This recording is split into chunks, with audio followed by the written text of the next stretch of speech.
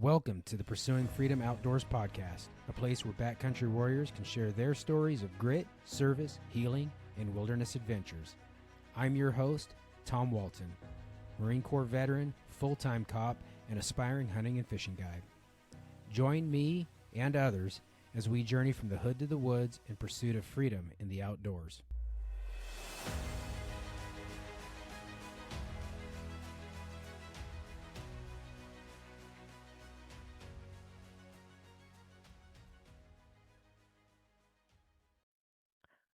Welcome to the Pursuing Freedom Outdoors podcast. I'm your host, Tom Walton, and today I'm joined by a new buddy of mine, Hunter, and I'll let Hunter pronounce his last name because I don't want to do the disrespect of butchering it, but Hunter lives in North Idaho, but grew up in Eastern Washington. He's been hunting his whole life. He's hunted in Idaho. He's also hunted Montana, Oregon, British Columbia, Texas, and Hawaii. In fact, Hunter was hunting before he was even born, as his mom was in elk camp hunting elk when she was pregnant with him. He's also been hunting with hounds his whole life, as his mom's dad was a hound guy, and his dad got into it when he met his mom. So he was raised into hound hunting and was under his first bobcat in a tree when he was only 3 months old. Really cool side note, just with the Pursuing Freedom Outdoors theme of those that serve. Just want to take a second and thank you, Hunter, for your service to the community. Hunter works for one of the fire departments here locally and has been doing that for 11 years. And so that's kind of the basic rundown on Hunter. Hunter, yeah, dude, welcome to the show, man. Thanks for your time joining us tonight. Yeah, absolutely. Thanks for having me. Looking forward to talking about hunting. Heck yeah, man. Well, just maybe expound on your background a little bit. So you grew up in a hunting family and you grew up with hounds. So what was that like? What was growing up with hounds like? Yeah, so as far as like growing up around hunting, not even hound specific, my dad grew up hunting when he was a kid. His family wasn't really that into it, but some friends that he grew up with, like through grade school and stuff, kind of got him and a couple of his brothers in hunting. So my dad was essentially a lifelong hunter, or is a lifelong hunter. And same with my mom. My mom grew up with 4 sisters and actually an older half brother and half sister. So she had a pretty big family. And my grandpa, my mom's dad, was big into hunting, and hound hunting was also his game. So my mom grew up around it her whole life. That's kind of how my dad got into it when they met. He had actually been on a few hunts prior to meeting her. When they got together, he was kind of full speed into it. And then next thing I knew, I was born, and same thing, been doing it my whole life. Like you talked about earlier, I was at my first bobcat tree when I was 3 months old, and kind of continue from there. I mean, I've been hunting ever since. That's awesome, man. What is it about hound hunting that has kept you doing it for so long?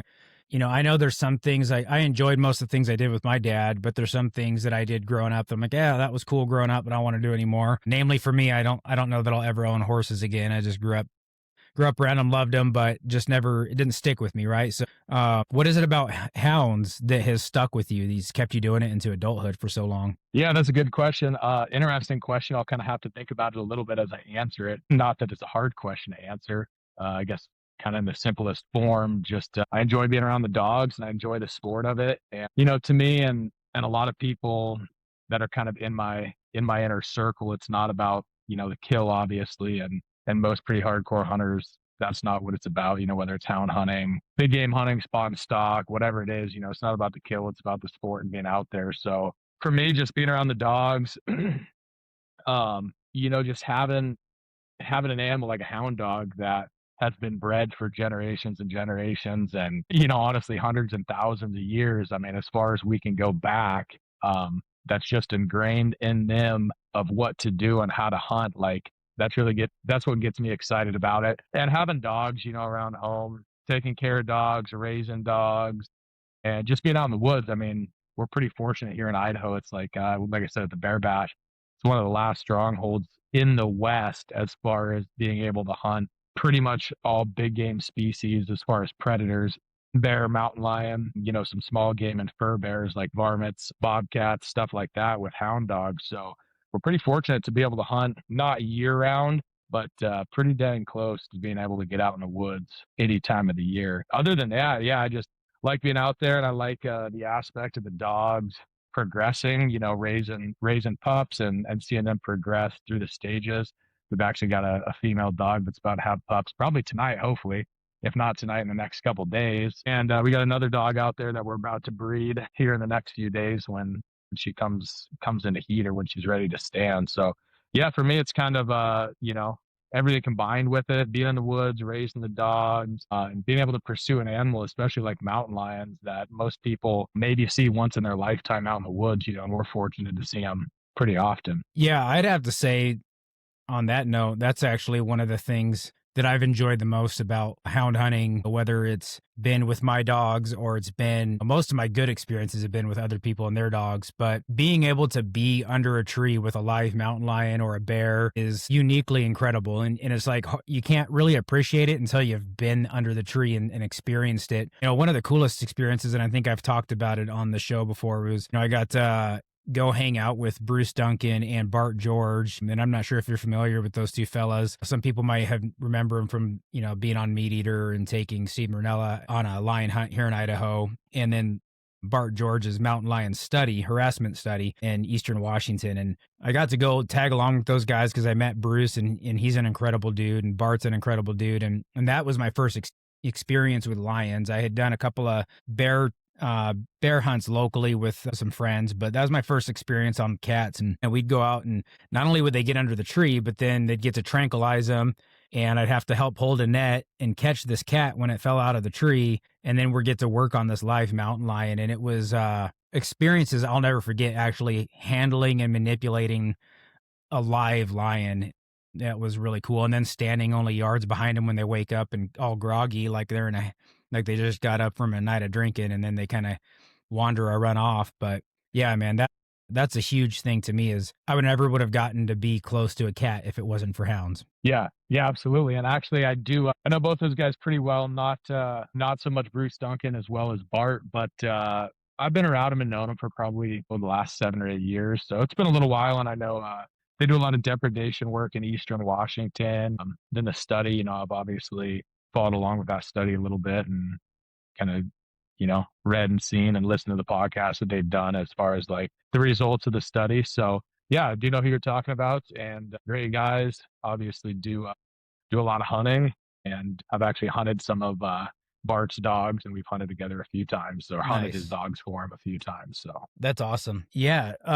So I mean, we're talking about cats. Today is literally opening day of bear and turkey season here in Idaho. It's, April 15th, the day we're recording this. So it's spring bear. We talk about cats, but I think it goes without saying, but just for the listeners, your dogs will hunt both bears and cats, right? Yeah. Yep. Bears, lions, and bobcats. That's, what we hunt with them here in North Idaho. And then actually last December, my dad and I went up to British Columbia and took the dogs up lynx hunting. So that was a pretty fun experience. Just a little bit different of a cat, challenged the dogs a little bit, but it was fun to go up there and get it done. We've actually been up there half a dozen times over the last not quite decade hunting up there. So that's a fun experience. I haven't been bear hunting up there. I'd like to. It's just making the time to go up there, but we've, lion, bobcat, and lynx hunted up there. But yeah, going back to, I guess, bear hunting, today is opening day. And the area that I hunt, the unit that I hunt in North Idaho actually doesn't open up till May 1st to use hounds. But it is opening day for spot and stock, baiting, getting baits out and stuff, which working 410s right now, unfortunately, just from an injury that I had last December while hound hunting, which is another story, but recovering from that right now and back to work for about 6 weeks. I'm looking forward to get out in the woods. We're going out Friday to get some bait set. So we'll do that and then hopefully have a couple hit maybe by May 1st. But yeah, and in my experience around here, just the areas that I hunt and stuff, it seems like, it really doesn't pick up until the middle of May as far as bear movement activity and baiting. We usually have one bait that's maybe hit by a bear on May 1st. Definitely was an early spring. So we'll see. I've never really noticed a difference, just personally in bear activity, whether it's, an early spring with less of a snowpack or a late spring with, more snow. But I think, maybe the bears are crawling around right now, but we did get some snow today in the mountains too. So maybe they tuck back in for a few days. Yeah, it's really interesting you say that because, one thing I always think about, whether it's spot and stalk or any other kind of bear hunting, is, and I hear this in conversations in my circle is, man, are we going to have our bears already moving?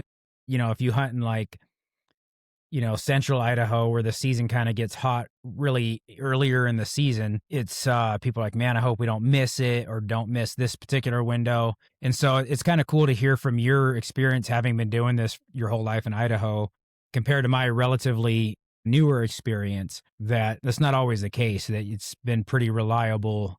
Because that is what I've found in my limited experiences in North Idaho, is that the bear hunting, at least in some of the country I've been in, I don't really start seeing a lot of bears until that maybe first week of May, but definitely that second and third week of May is when it seems to I'm seeing more bears move. And I know I had Tom Snyder on that, talked about getting up in the high country and in that early couple weeks in April season being pretty good. But it's cool to hear your take on that. Yeah, yeah, absolutely. I mean, especially around here, like in North Idaho, we've hunted the same areas for a long, long time. And it just seems like when we get our baits out, opening day comes around, and, between my dad and I and a few buddies, we're kind of thinking, hey, is anybody got any bears hitting a bait, so we got something to chase opening day. Cause other than that, I mean, especially the first couple weeks can be pretty slow if you don't got anything hitting a bait, and you got to get out there and find one, because there's a lot of ground, and some areas have a lot of roads and some don't. But yeah, that's been my experience. And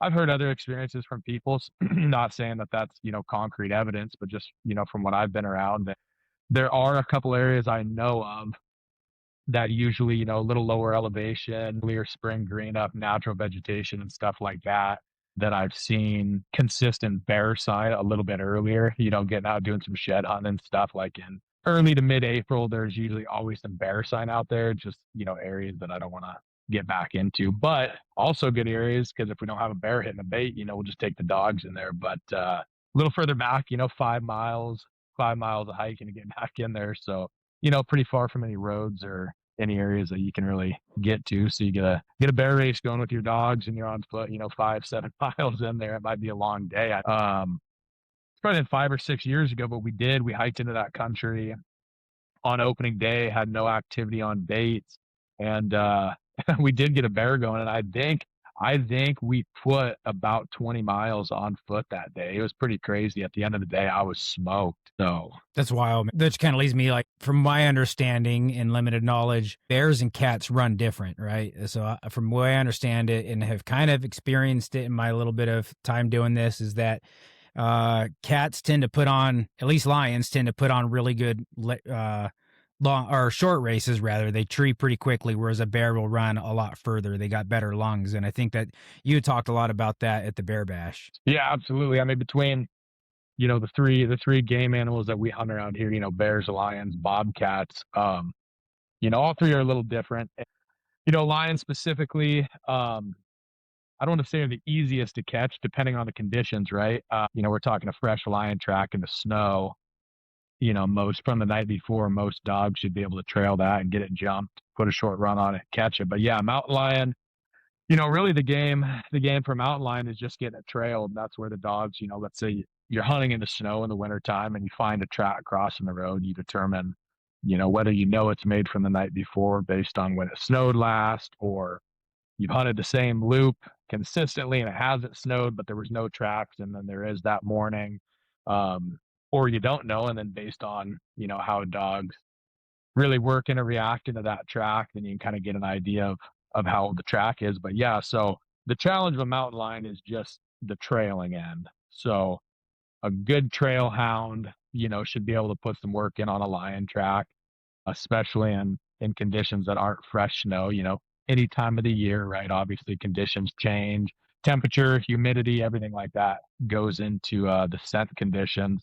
But yeah, once a mountain lion is jumped, so we'll kind of start from the beginning here. You find a track in the snow for a mountain lion, or you got a bear on a bait, or the dogs are in the back of your truck, which we call rigging, on top of the dog box, head sticking out of the dog box, and they smell a track, either get scent of where the animal crossed the road, or they maybe, get a drift of wind coming up canyon or down off the hill or whatever from the animal, and they strike, they bark.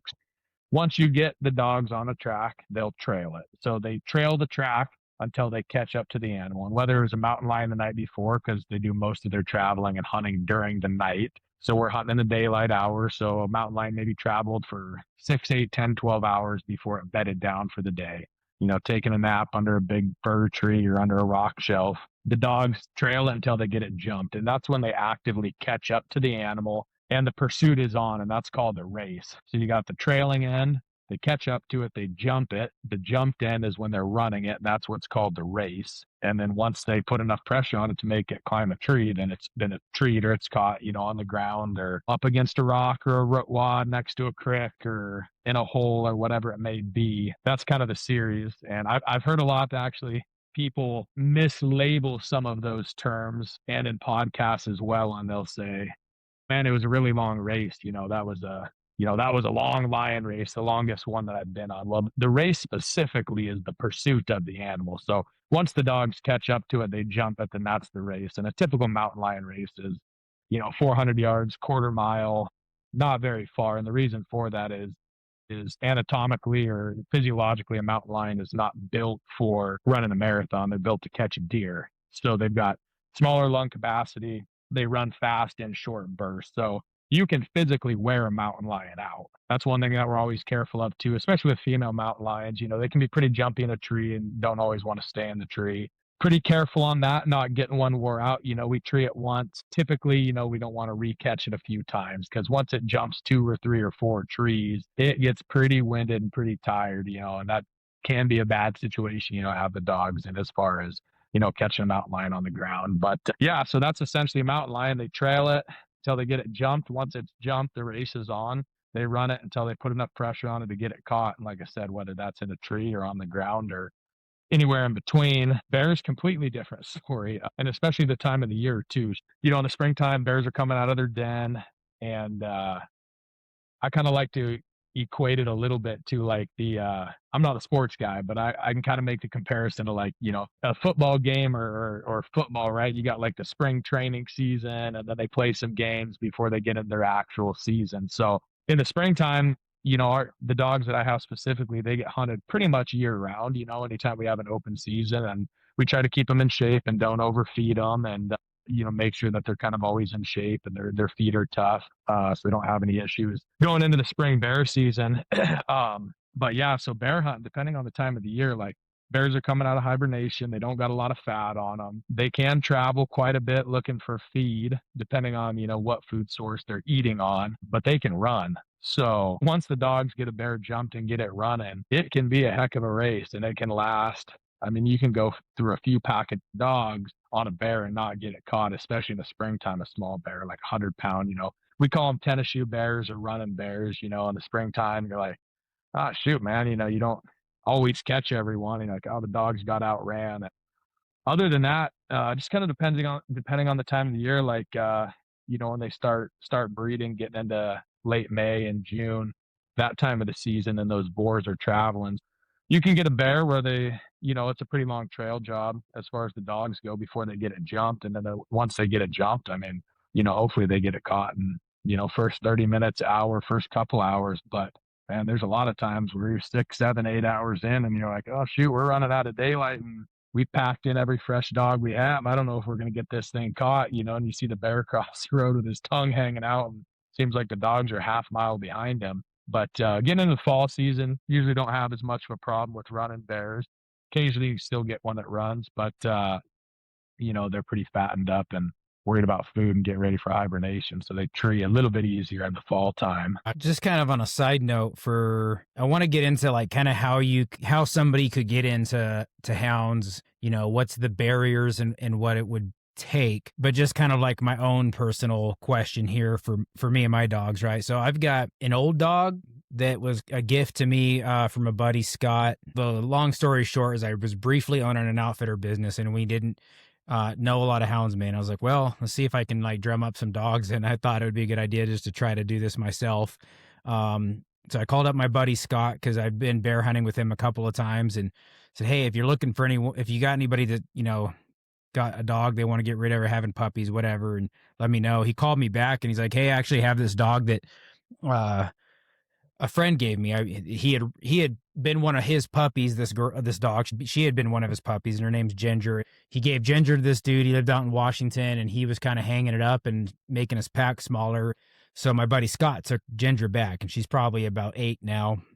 6 when I got her. And like I've had her, she's only really ran lions. Scott said she was like so with bears. And I've had her on a lion race. And then I got my second dog from the dude that we had bought the business from. And he was just like, hey, I'm not running these dogs.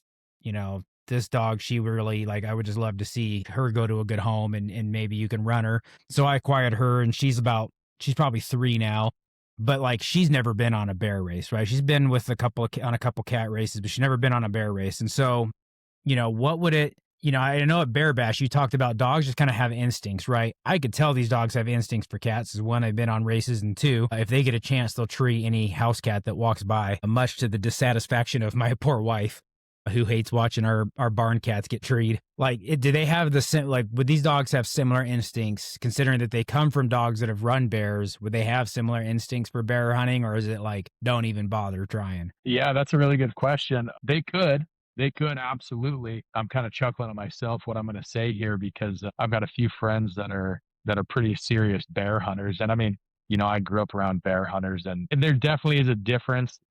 Somebody who maybe a hound hunter, and you hunt different types of game and stuff, but a lot of times, like a bear hunter is a bear hunter, like tried and true. I mean, above anything and everything. Like that's their identity as a bear hunter, from whether they did it when they were a kid or they got into it somehow until the day they die. And I've known a lot of them, they died in their 80s, 90 years old, and they were a freaking bear hunter. They still had a dog on the chain when they died.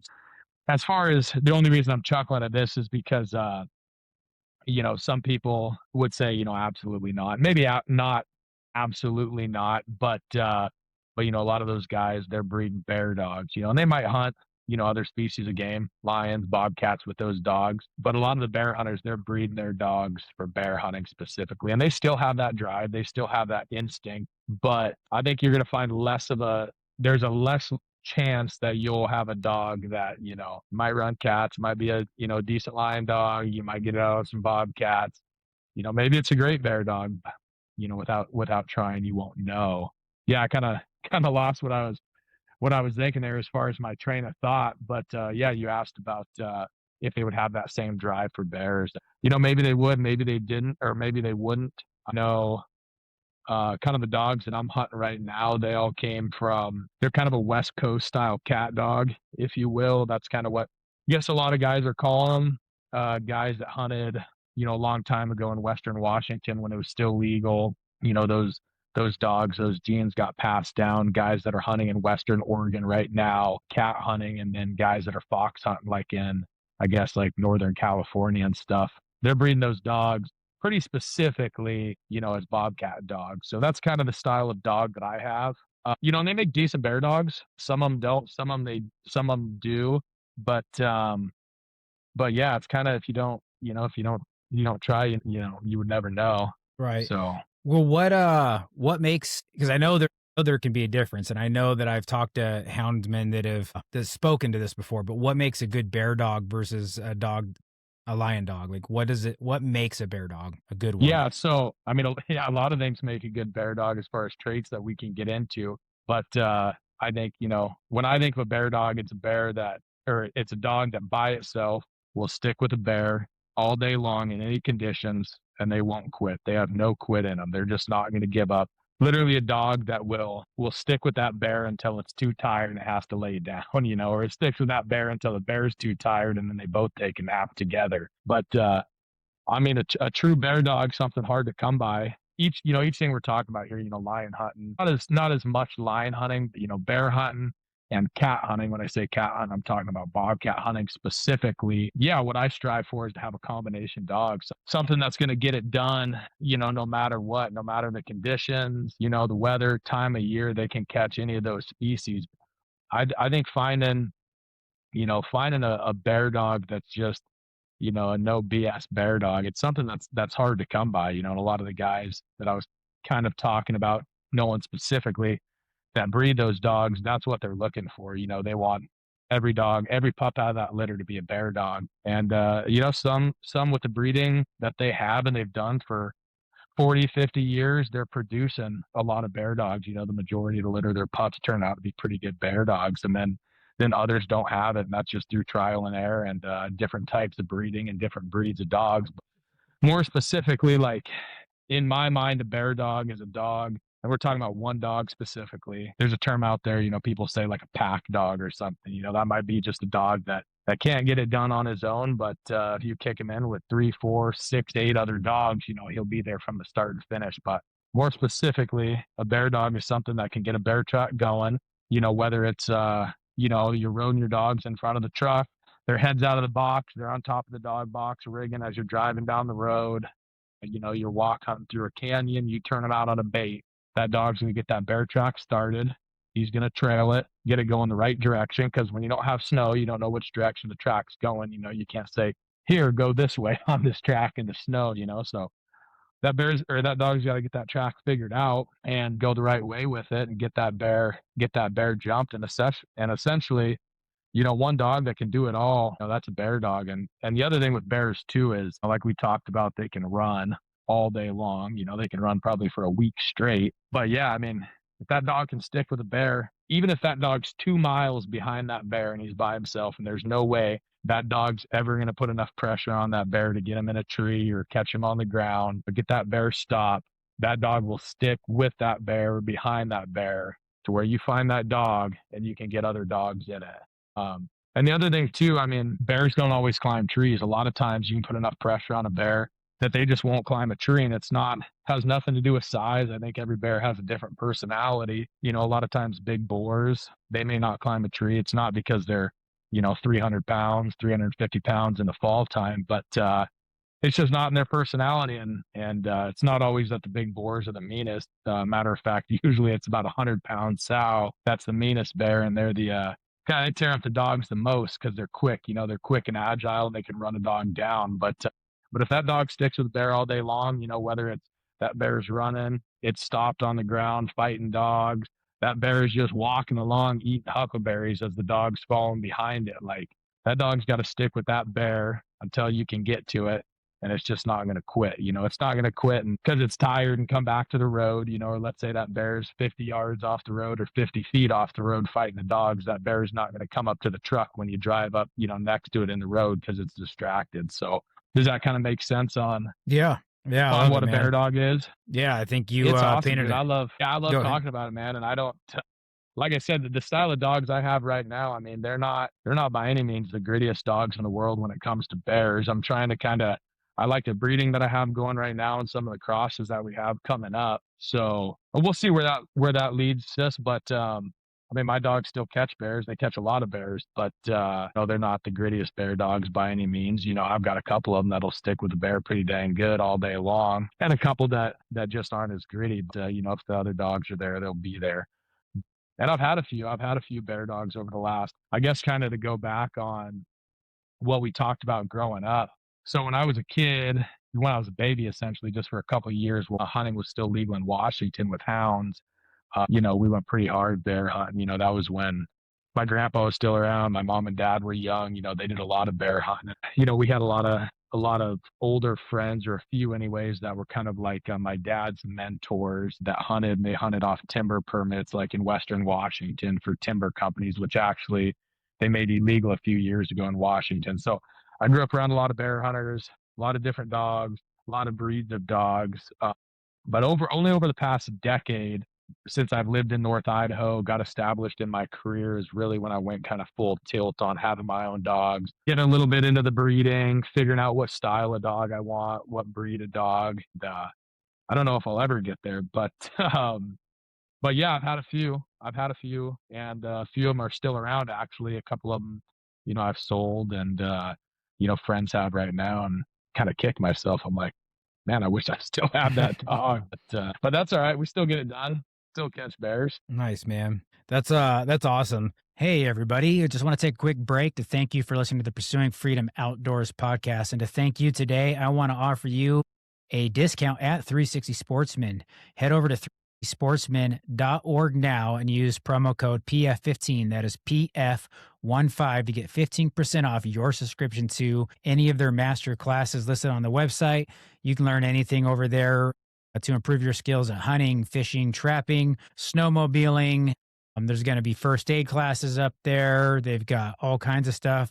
There's even a how to build a house class coming. So anything you want to learn related to the outdoors or just making yourself a more knowledgeable human being, head over to 360sportsman.org. Use promo code PF to get 15% off any of their master classes. Want to thank you for listening to the Pursuing Freedom Outdoors podcast, and we'll get back to the show. It kind of leads me to in a couple directions I wanted to go with some questions, but I'll just start with one. I think just the fact, the effort you put into breeding the dogs, and it's obvious that you love these animals. A lot of people probably think that hound hunting is cheating and easy, right? I mean, you spend one day behind dogs chasing any animal, and you're going to learn it's not easy for a number of reasons. And, there's no such thing as a guarantee just because you have hound dogs chasing an animal. They don't always catch the animal. And like you said, it's not about the kill anyway. So, but if that's what we're worried about, it's still not that easy. A lot of animals go uncaught and stuff like that. But the effort you're putting into it, man, like the passion, it's not like the same, but it's the metaphor I drew in my head was like, a reloader, an ammo reloader, a guy that's like reloading his own hunting grounds, like takes like the super pride in the process and, the science behind it all and stuff like that. And it's kind of what I get from you, but like it's such a higher scale because it's not like you just buy some components, get down on the bench and start doing a little bit of math and reloading. Not that reloading's that easy. I don't do it, but because it takes effort. To me, like that speaks a lot, man. So hound hunting isn't not easy. And obviously when you start breeding, a lot goes into it, right? Yeah, and I'll touch on a couple things there. Like, I don't want to make any claims of being like some big dog breeder because I'm absolutely not. Like I mentioned earlier, we're gonna have a litter of pups here, hopefully any day now, and we got another female dog, which a female dog is called a bitch. So if anybody doesn't know that, that's kind of the houndsman term. They're like, oh yeah, I got a bitch out in the yard that we're about to breed. But, last litter of pups we had was a couple years ago, and we ended up. I have one left from that litter that I kept personally that's out there, but other than that, yeah, no, I'm not a huge dog breeder by any means. My girlfriend and I just bought a new place with some property here in Coeur d'Alene last fall. So we've got a pretty nice setup right now that we're going to expand on. So I'd like to kind of continue what we have going. But yeah, other than that, I mean, obviously we've had, raised a few pups here and there out of different litters that friends have had over the last few years. Kind of growing up too, I'll touch on that a little bit. Once, when I was a kid, we were pretty big into the bear hunting, and then we just did a lot of cat hunting. Kind of in my early years, mostly in the wintertime, we'd have a few good cat dogs. Hunted Washington was still legal. Hunted Idaho, always hunted Idaho.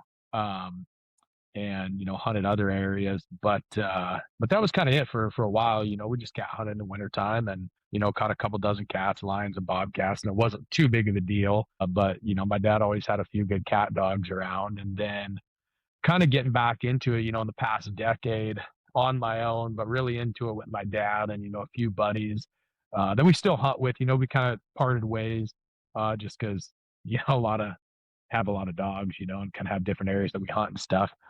But yeah, so as far as like taking care of the dogs, it's great. And just the sport of hunting, I wanted to expand on that a little bit. I think ethically it's one of the, it's one of the greatest sports out there because, essentially you got an animal in a tree that you're looking at, right? Or, so you can tell, if it's a female lion or tom lion. A little harder to tell in the bobcats, but most of the time you can, tell if it's a nice tom or a, female or maybe a smaller tom that you can't really tell. And then bears too, whether it's a boar or sow. Be selective in the harvest or the kill. And, obviously there's bad apples out there in every sport or every walk of life. We make a pretty good effort to not kill a female lion, try not to kill a sow bear. Maybe in the fall time, last year my girlfriend shot her first bear and it was a sow, but it was an old sow, like probably 15-plus-year-old sow, probably past her breeding prime, had no teeth, she was fattened up. So we also like bear meat too. So we wanted to fill the freezer with bear meat. But other than that, like, it's definitely not about the kill. We hardly kill everything. I think last year we killed 3 bears, 1 in the spring, then 2 in the fall. And the second bear that we killed in the fall was, really nice boar. And it was like the last weekend of season. So other than that, it's kind of funny because, I'm around it so much. It's just purely the sport, just watching the dogs, listening to the dogs. Once the race is over and the animal's in the tree or what you have, the animal's caught, it's, might take you an hour to hike into them or a couple hours, but, get to the tree, pet the dogs a little bit, tie them back, take a quick picture, and then you head out. That is a very small portion of it that maybe lasts, you know, 10 minutes if somebody's never seen one. They want to get some picture and they want to look at, but other than that, you just kind of walk up to it. Oh, cool. Yeah, female lion, take a picture. It's a bear. Even last spring, I know we caught a couple really nice boars in the springtime, but, personally just had zero interest in killing any of them, keep them around, which is hard to do, right? Because somebody else could spot and stop, kill them off a bait. They cross the road and someone catches them with a dog and, they might kill that bear and then, boar might move off in the springtime to breed and you'll never see him again. But yeah, and it's kind of funny you're talking about listening to the dogs, and it kind of reminded me too. Like one of the things that I really appreciate about a really dedicated hound hunter is that connection that they have with their dogs. They know their dogs, they know their individual dogs' voices, for lack of better terms. And I noticed that immediately with Bart and Bruce when we go out, and I felt like I could never tell all those dogs apart. And they're like, oh yeah, there's Kula and that's Boone. And, oh yeah, when Boone opens up like this, it means that this and that and that and this. And I'm just like, man, like, I just remember being so impressed that they could listen to the sounds that their dogs were making and know exactly what dog was making that sound and what it meant when that dog made that sound. And, I've picked up on it a little bit. It's easy when you only have two hounds because you pretty like after just living with them for a while and they make noise up at the barn. I'm like, oh yeah, that's so and so, right? Like you could do that with any dog, but to do it in the chaos of the woods is pretty impressive.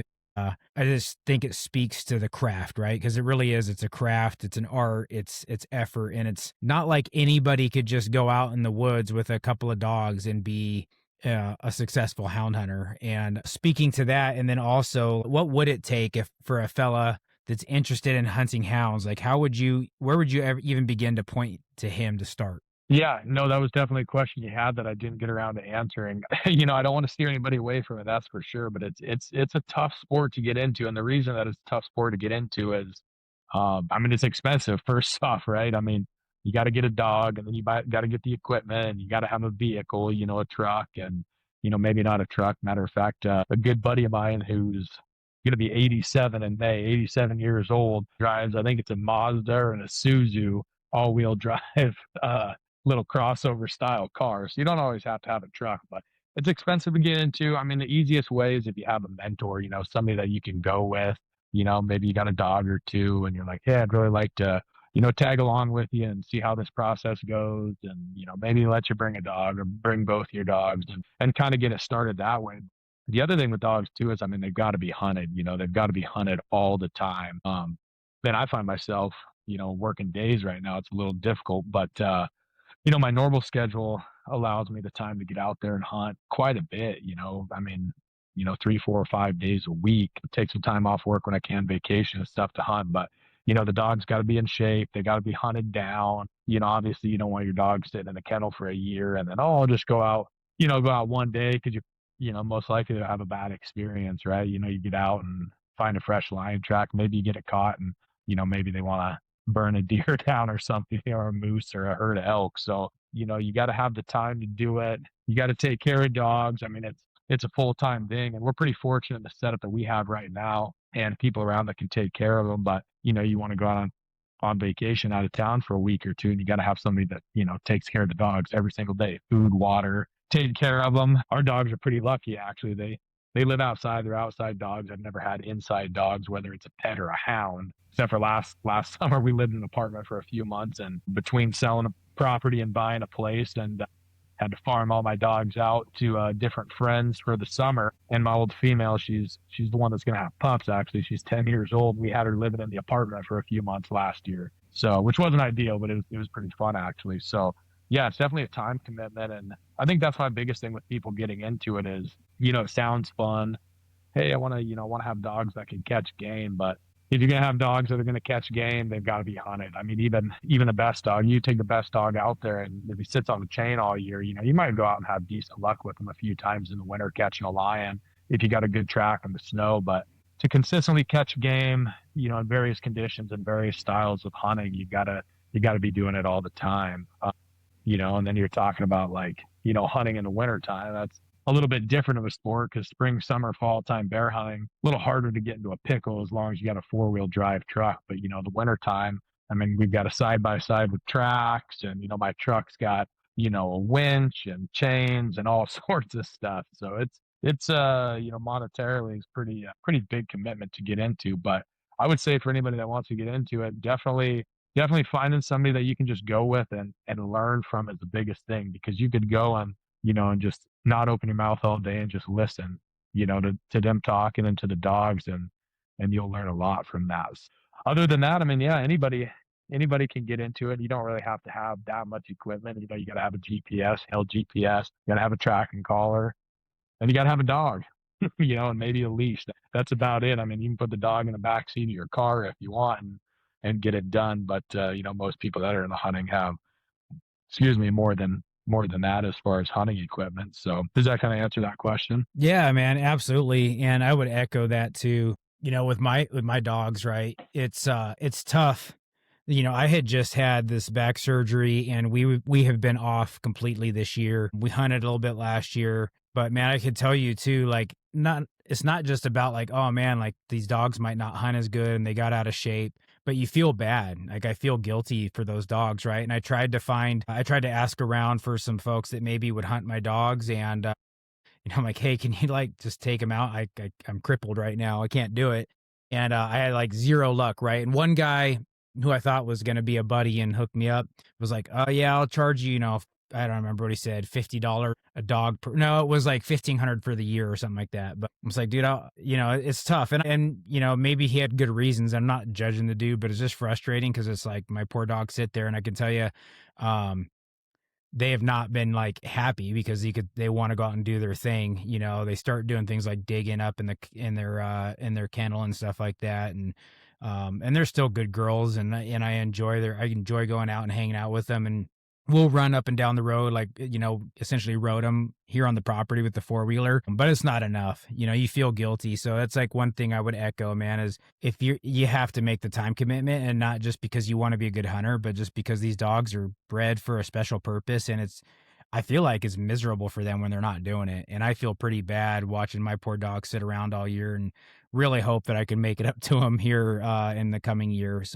They've never been on bears, like I said. So we tend to wait for cat season and just, go run. I'll road them for exercise and stuff like that. But yeah, you got to put in the time for it. It's just like horses too. I always tell people when they talk about getting horses, my biggest warning, man, is if you're going to be a horse person, like you need to be a horse person. Like they deserve the time, because Right. a horse that sits around isn't worked is going to turn rotten, and it's miserable for the animal, and it's no fun when you do try to get on it, once a year. So if you're not going to be a horse person, don't bother. And I think it's the same thing with hounds. Yeah, no, and I think that too, like, I mean, if I didn't have the opportunity to hunt as much as I did, or have, my dad and I were in it together. I mean, we hunt together pretty much all the time. Occasionally there'll be a day when he's not around, or if I'm working, he'll take the dogs out hunting. So, but other than that, I mean, somebody wanting to get into it, like, I would say don't even think about getting a dog. Just go out and experience it with somebody as much as you can, right? It's always fun hunting. Like,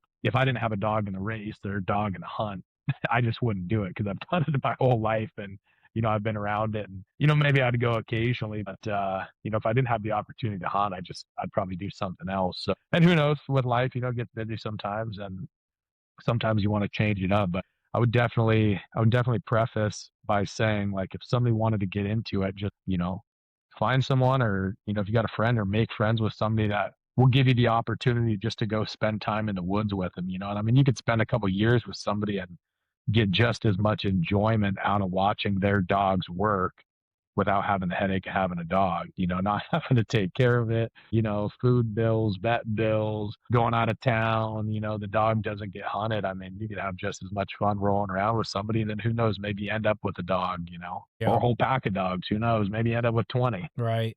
Yeah. Yeah. I agree, man. I've had, not being in it my whole life, I enjoy very much when I've gotten to go out with people, and I hope, I'm always hoping that I'll get to go back out and experience it some more, especially the bear stuff, because it's not what we do.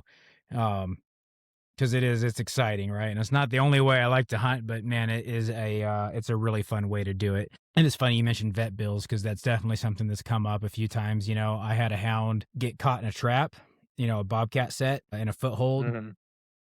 I know guys, I know guys that have had dogs impaled on branches. I know dudes that have had dogs tore up by lions, bears. Like, what are your, and I know for me, if I can, I'm going to deal with it myself, right? I've kind of like, you quickly learn what you really need to go to the vet for and what you can figure out on your own. And if you get a good vet, I feel like they kind of hook you up with some supplies and antibiotics, and I won't drop my vet's name just because she probably doesn't want to know that she's giving away some of that stuff. But, Yeah, right. like, what's your experience with injuries and having to do vet care? Yeah, no, I mean, well, I guess, I'm not a vet, but, I have, worked for the fire department for over a decade now, and I was a paramedic for most of it. So I feel comfortable doing some of the stuff. I've stapled a lot of dogs up, and I always carry a couple staple guns. Not that as a paramedic, that means anywhere close to being certified to work on animals. But yeah, no, I mean, I always carry a first aid tight kit for dogs, different types of, gauze and wrap and, maybe some antiseptic type spray and stuff. But, a lot of, I don't mind spending the money, especially on, I don't have a lot of dogs and, I want to keep the ones alive that I can. So I don't mind taking them to the vet and spending money on them. But if it's a simple flap of the skin or laceration or something on that, I mean, I've thrown a the staples in dogs. But and I've taken them to quite a few different vets, and we take ours over to Pinehurst. I'm not really dropping any names, so I don't think it matters. But they work on a lot of hounds, and they're really good. And then get you in an emergency, and they're pretty cost effective, I should say, as far as their vet bills. So yeah, I mean, I'll staple the dog up, but if I think it's something where it's going to get an infection, then I'll just take it to the vet and get around antibiotics because I went down the route of giving dogs penicillin, and it's definitely bit me in the ass. So I do not give dogs penicillin anymore. I actually I gave it to one of this this dog that I had. He was an excellent bear dog, and he was about a year old. I ended up selling him to a buddy, but he got banged up by a bear. I gave him a shot of penicillin, and I think he's just supposed to be like under the skin, like a subcutaneous injection, or yeah, I think that's what it was. Maybe not intermuscular, but shit, I think I ended up getting it into his vascular system, and I literally thought I killed him like he started seizing, and I was Oof. like, I'm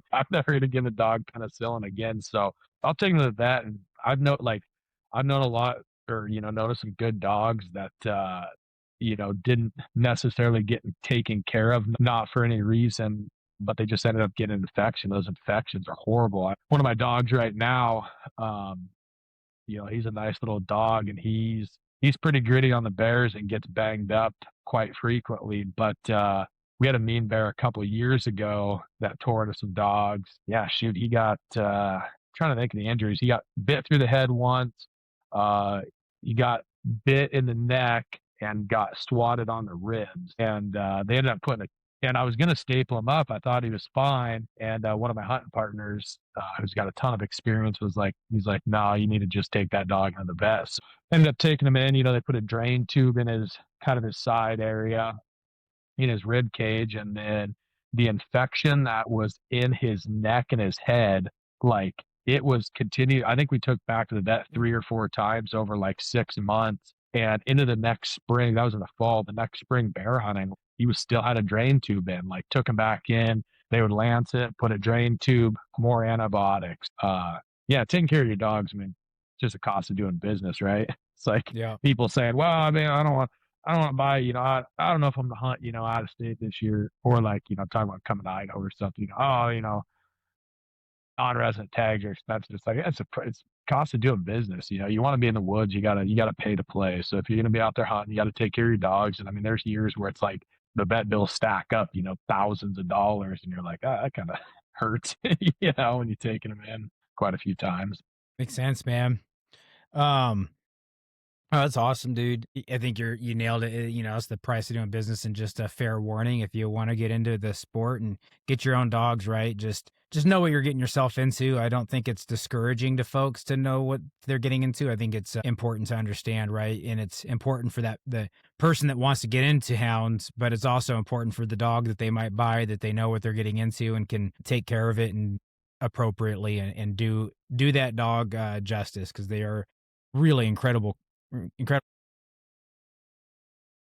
Yeah, and you gotta take care of them. So, but yeah, definitely not discouraging to anybody. I mean, I think keeping the sport alive is important, right? There's not many people that do it. So, having knowledge of people having understanding of what the game is or what the sport is, not just, well, they're out there, chasing animals down on their dogs and killing them all. I mean, that's definitely not what it is. So yeah, I mean, to keep the sport alive, I mean, hunting in general is not as popular as it was, 50 years ago. So, I mean, you got to have new recruitment, whether that's, young people, kids, or old people getting into it. Definitely got to have that recruitment. Right. Yeah, I agree, man. And just for your own words, why do you think particularly defending hound hunting is beneficial to hunting in general? Yeah, well, I mean, there's probably a few things here. Having that tool is beneficial, like being able to manage. I don't like using the term predator management. I mean, that is one aspect, but my opinion, this is my opinion only.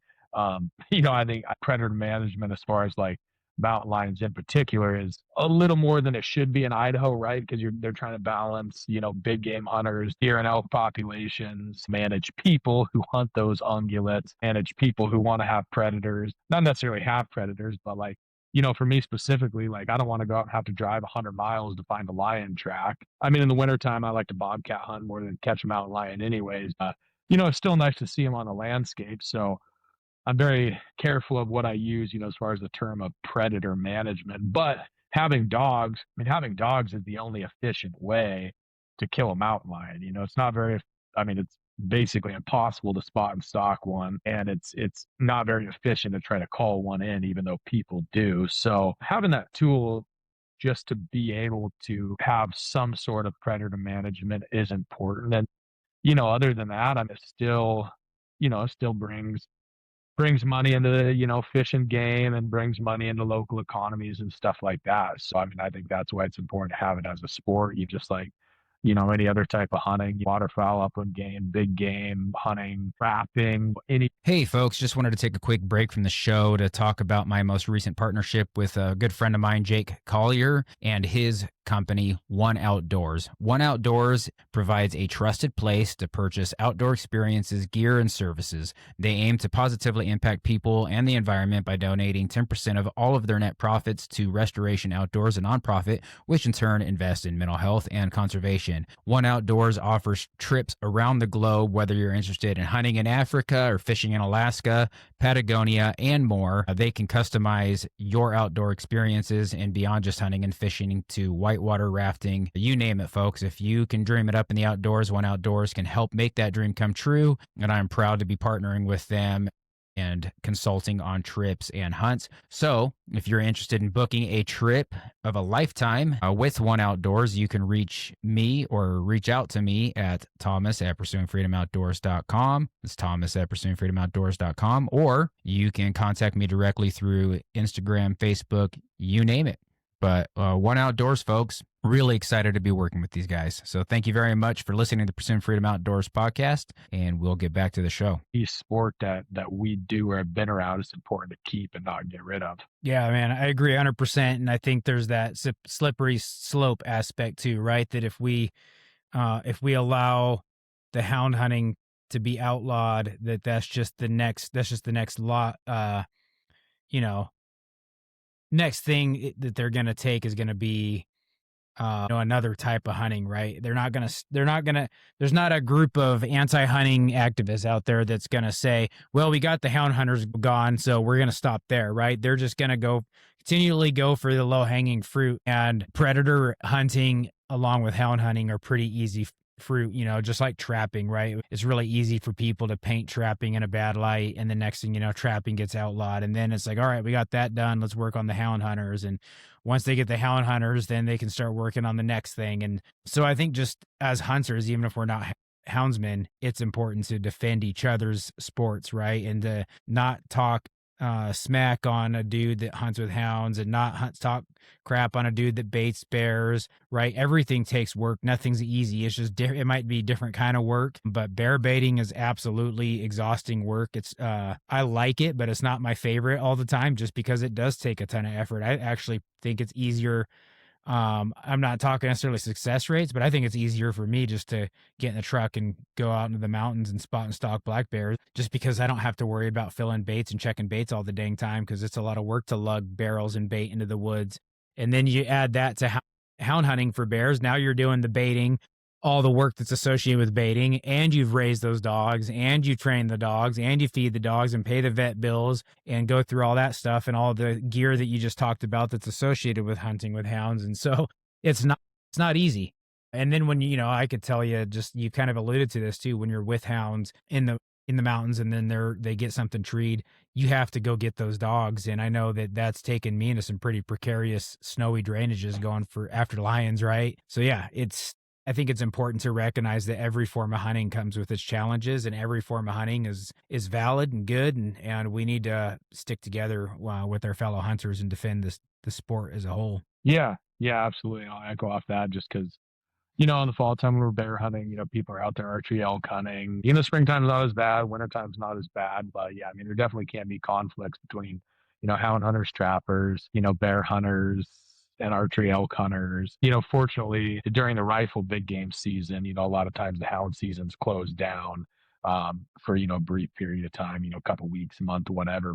But yeah, I mean, once they start picking off the low hanging fruit, hound hunting, trapping, then it's archery hunting. I mean, they're already kind of went away from or trying to, stuff with technology right now, whether it's, thermals or cellular trail cameras. And, that's another topic too, as far as can be opinion based. But yeah, I mean, if everybody, sticks together and you got to be ethical when you do it too, right? So you can't just, go in and, find someone's bait and be like, oh, I'm going to turn my dogs on their bait just because it's not ethical to do. So same thing. I mean, if somebody's you're out in the woods, it's public ground, right? Everybody has the right to be there, especially if you got a hunt license or a tag in your pocket.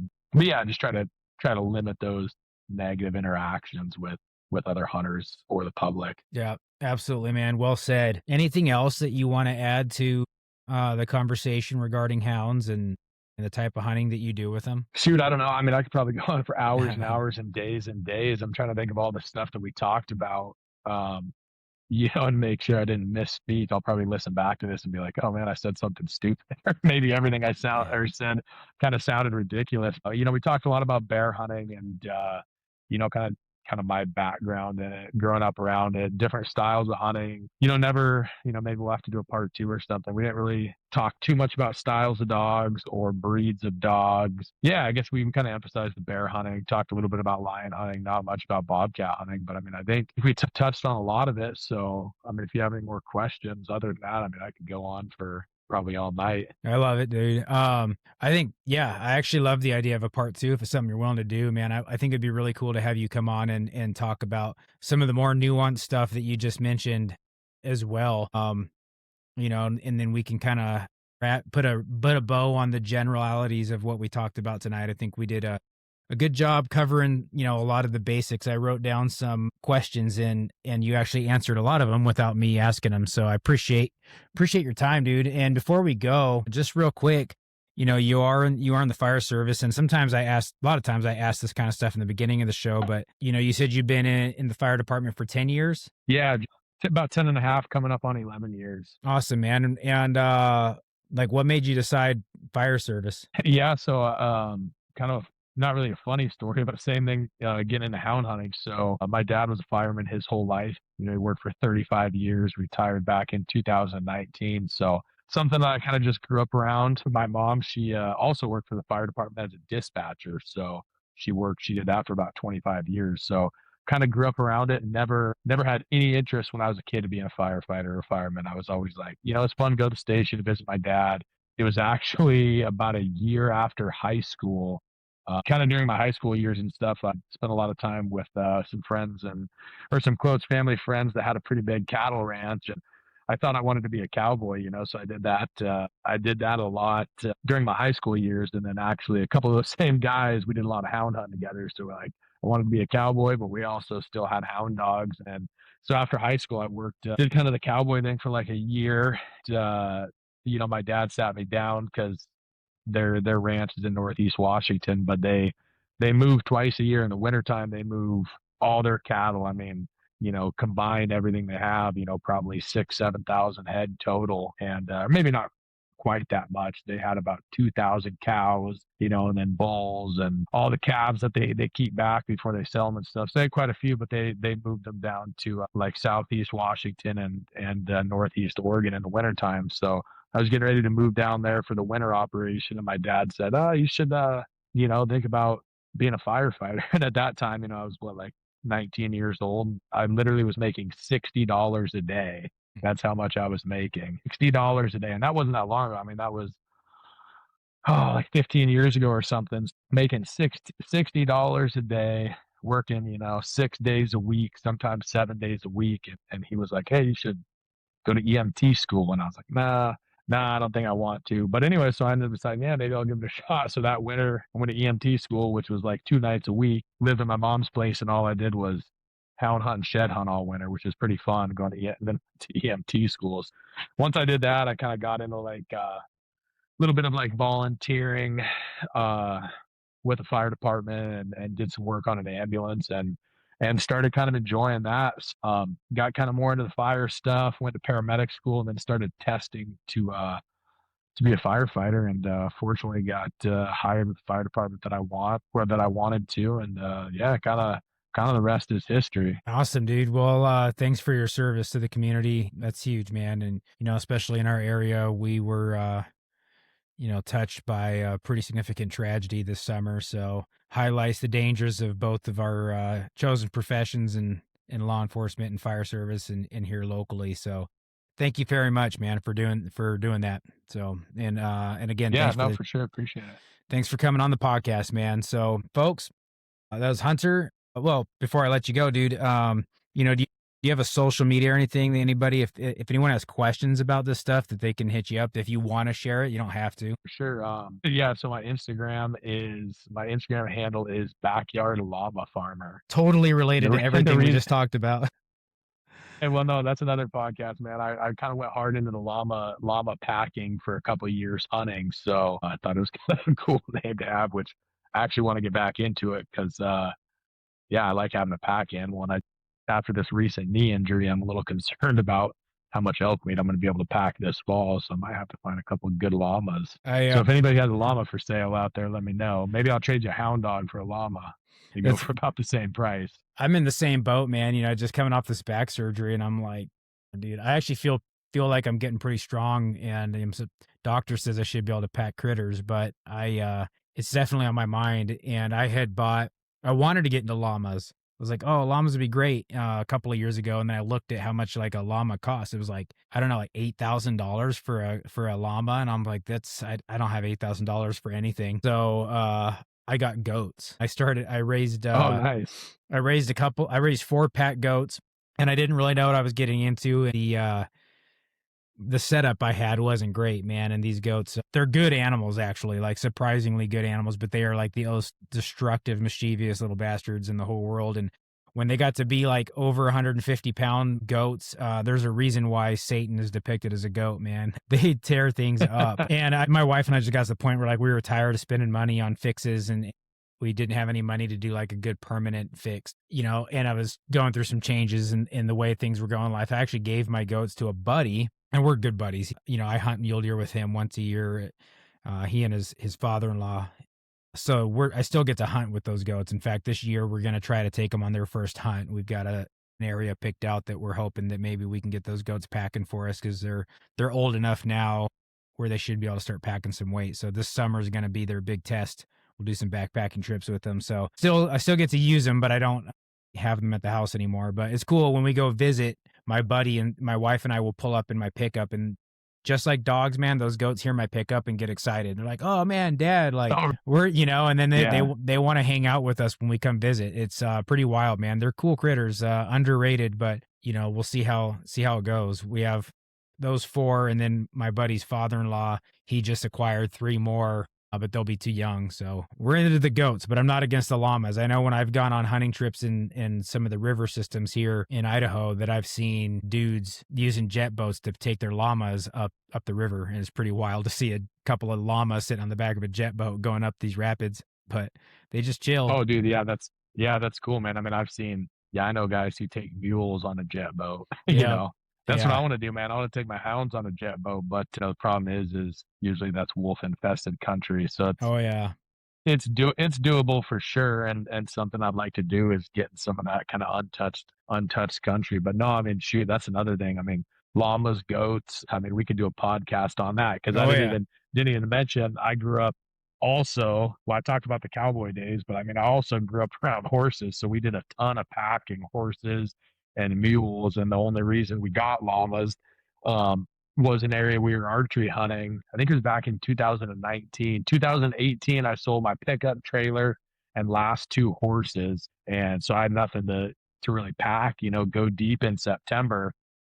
And we wanted to archery elk hunt this spot. And it was like 7 miles back in. So I mean, there's guys that do some pretty serious backpack hunting. But honestly, I don't care who you are. 7 miles in September when it's warm, like I mean, people do it, but realistically, to get meat out, I mean, that's kind of a tough feat, and that's the reason I elk hunt is, because I like to eat elk meat, so I'm not going to go back and shoot a bull and get the meat out if we can. So a buddy of mine, him and I kind of we're trying to figure out, well, we don't, you don't have trucks or we don't have a truck and a trailer, and we don't have any horses or anything anymore. So what are we gonna do? I got a Toyota Tacoma. I ended up buying like a 5x8 utility trailer, and we built some wood racks. And I bought two llamas off Craigslist from some Mennonite kids in Bonners Ferry. And my buddy picked up two llamas from up in British Columbia. We literally spent all summer packing in bear baits with those llamas, getting them in shape. I mean, packing them around the neighborhood for this elk hunt. And we ended up going in. We found a day. We're like, hey, the weather's going to break. It rained all morning. Let's take these llamas. So my dad, myself, and my buddy took our 4 llamas, packed up. We are going to go hunt this spot for a week. Literally got there midday to the trailhead, packed in. The weather broke, and he killed a 6-point bull the first afternoon. That's so awesome, man. we were like, our whole llama, the whole reason we got llamas was for that hunt, and he killed a bull. So we're like, I guess we'll just head out the next day. Like he was the only one that had an archery tag. So it was cool though, man. That bull boned out, that bull was 260 pounds of meat, which I mean, that's quite a bit of elk meat for a boned out elk. So we packed him on 4 llamas, and we literally, like, all the food we packed in, we just opened opened up the packages and dumped it out because we were packed for a week. I mean, I think our packs coming out too, he had his bow. We all had packs that were probably 80 pounds coming out. And then those llamas were freaking loaded down with 260 pounds of bone meat. That's awesome, dude. That's pretty cool, man. Yeah, that's cool.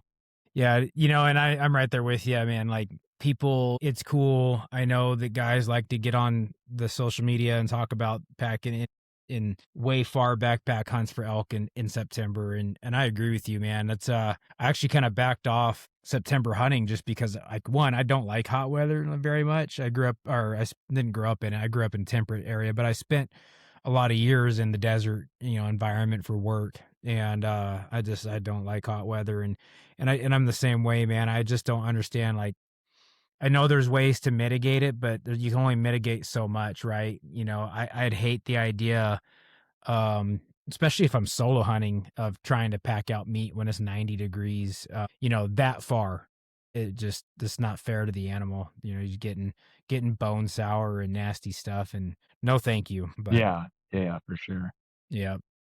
Well, right on, dude. So Backyard Llama Farmer, we'll put that in the show notes for folks if they want to send you some messages on Instagram and ask questions about llamas or mountain lions or whatever it is. And I think a part 2 is definitely a good idea if you're willing to do it. Appreciate your time tonight, man. Thank you so much. Yeah, thanks for having me. It was a lot of fun. Yeah, dude. And for everyone listening, just a reminder, this is the second episode that we're dropping on the every other week schedule, backing off the every Friday schedule. I was going to do every other Friday, but I accidentally forgot to hit publish. And the most recent episode that you guys are listening to before this one actually published on Monday, which was late. And that seemed to work better. I don't know why. So I will be experimenting with Monday releases. Every other Monday, we're going to drop a new episode. I'll announce that on all the social media platforms as well. If you enjoyed listening to Hunter and I BS for a little over an hour, please don't forget to like, subscribe, and comment on the podcast. It really does help me out. Just said, I don't make anything at all doing this, but it does help for folks to do that for me. So like, subscribe, follow. I appreciate everybody. If you have questions, you can always reach out. So thanks again, Hunter, and we will see you later, and appreciate everybody for listening. Before we get started, I want to thank our first partner, Response Ready Medical. Response Ready Medical, bringing our customers the best quality training and equipment for the worst case scenario. Response Ready Medical's vision is to be the leading provider of emergency preparedness solutions across the United States, empowering communities, organizations, and individuals to respond confidently and preserve life during critical moments. Offering same-day certification, all Response Ready Medical classes are instructed by nationally registered and state-licensed firefighter, paramedics, law enforcement officers, and hospital staff. Classes currently being offered by Response Ready Medical include CPR and AED, CPR, AED, and first aid, emergency trauma care, child and babysitting safety, CABS, backcountry medicine, and wilderness first aid. Your premium partner in emergency preparedness, Response Ready Medical. Thanks again, and if this resonates with you, I want to welcome you to the tribe and encourage you to share this podcast with your friends. Hit subscribe and follow us on Instagram at Pursuing Freedom Outdoors. And if you or someone you know has a great story about life or the wilderness, I want to share it. You can shoot me a message on Instagram or email me with all inquiries and questions at thomas@pursuingfreedomoutdoors.com. That's Thomas, THOMAS, at pursuingfreedomoutdoors.com. Until next time, get out there, get after it, and pursue freedom in the outdoors.